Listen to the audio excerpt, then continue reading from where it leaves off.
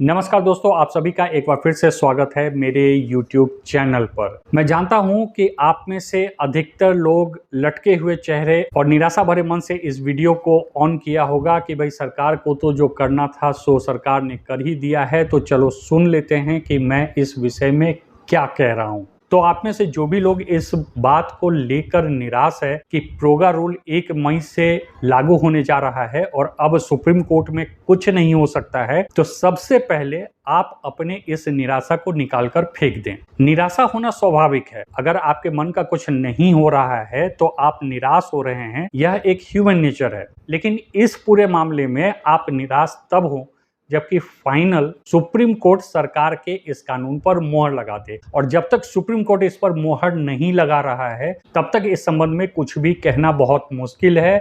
और इस कारण से मैं एक छोटा सा एनालिसिस इस वीडियो में लेकर आया हूं कि आखिर सरकार ने सुप्रीम कोर्ट सुनवाई से ठीक पहले ही इस कानून को क्यों लागू किया। मैं आपको बता दूं कि आज दोपहर तक किसी को कानो कान खबर नहीं थी कि सरकार इस रूल को लागू करने जा रही है। अचानक यह सूचना आती है और सिर्फ चंद घंटों के अंदर यह रूल लागू हो जाता है, जो इस बात को दर्शाता है कि सरकार इस रूल को जारी करने के लिए काफी जल्दीबाजी में थी। ऐसा क्यों है? आखिर सरकार इतनी जल्दीबाजी में क्यों थी, इस वीडियो में हम समझेंगे। हाँ, यह बता दूं कि प्रोगा जो लागू हुआ है उस संबंध में मैंने एक डिटेल में वीडियो ऑलरेडी रिकॉर्ड कर लिया है, लेकिन अभी उसमें एडिटिंग बाकी है और मैंने सोचा कि उस वीडियो को लाने से पहले आज यह छोटा सा वीडियो आपके सामने लेकर आऊं, ताकि जो भी लोग इस कानून के लागू होने से निराश हैं उनको यह समझ में आ जाए कि आगे आने वाले समय में क्या होने वाला है।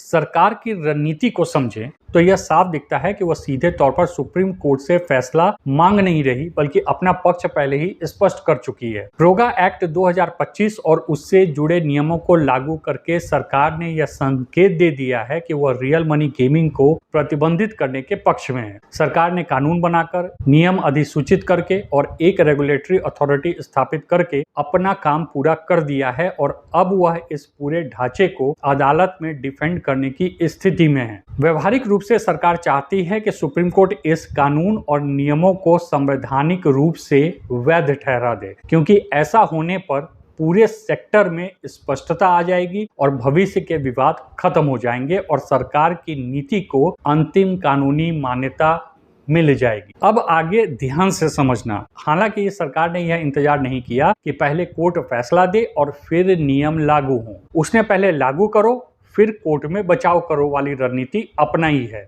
जो अक्सर तब इस्तेमाल होती है दो कंडीशन में: जब सरकार अपने निर्णय पर या तो भरोसा रखती है या संभव है कि सरकार को पता हो कि सुप्रीम कोर्ट इस ढांचे की कुछ सीमाएं तय करेगा या कुछ प्रावधानों में बदलाव सुझाएगा, जिससे अंततः एक अधिक संतुलित और कानूनी रूप से मजबूत व्यवस्था सामने आएगी।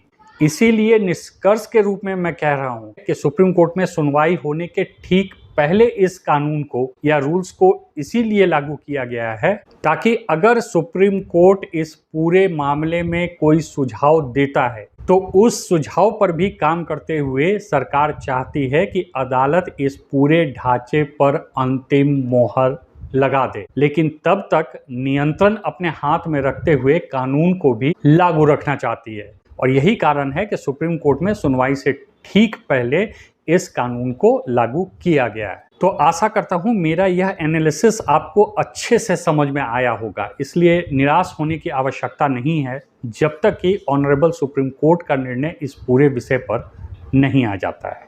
Thanks for watching.